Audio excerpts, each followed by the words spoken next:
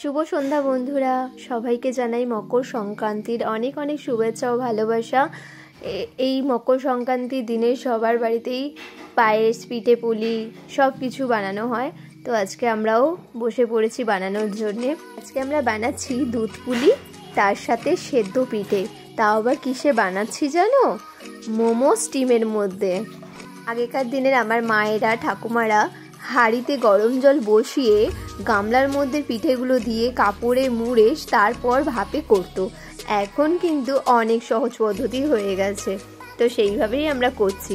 আর এই যে আমাদের হাতে যে ছাঁচগুলো দেখছো, এটা পুজোর সময় আমরা কিনেছিলাম, তো ভাবলাম চলো আজকে এটা দিয়ে ইউজ করে দেখি কীরকম হচ্ছে পিঠেগুলো।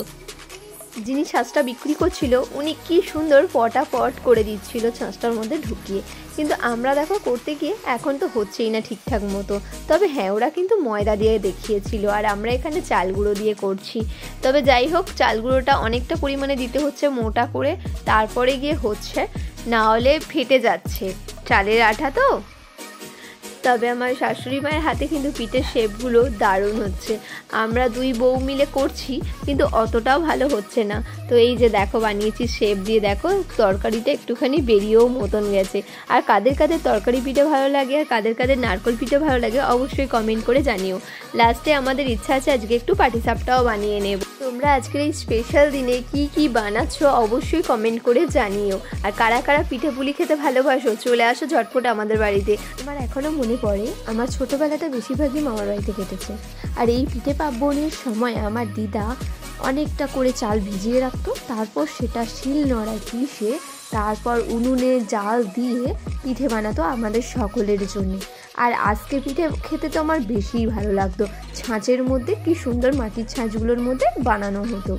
আর এখন তো চাল গুঁড়ো পাওয়া খুবই সহজ, দোকানে রেডিমেড তোমরা কিনতে পারো চালগুলো, আর নাহলে এমনি চাল তোমরা মিক্সিতে বা দোকানে দিয়ে পিষে নিতে পারো।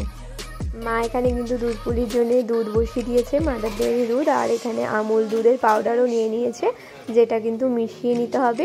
তার সাথে এলাচকে থেতো করে দুধের মধ্যে দিয়ে দিয়েছে, যাতে সেন্টটাও খুব সুন্দর হয়। আর এই দেখো আমি এখানে মোমোর ডিবেটা বসিয়ে দিয়েছি, নিচেরটাতে জল গরম আছে, তারপর এটা ফাঁকা রেখে 3 নম্বরটা বসিয়ে দিয়েছি, যাতে ভাপে ভালোভাবে সেদ্ধ হয়ে যায়।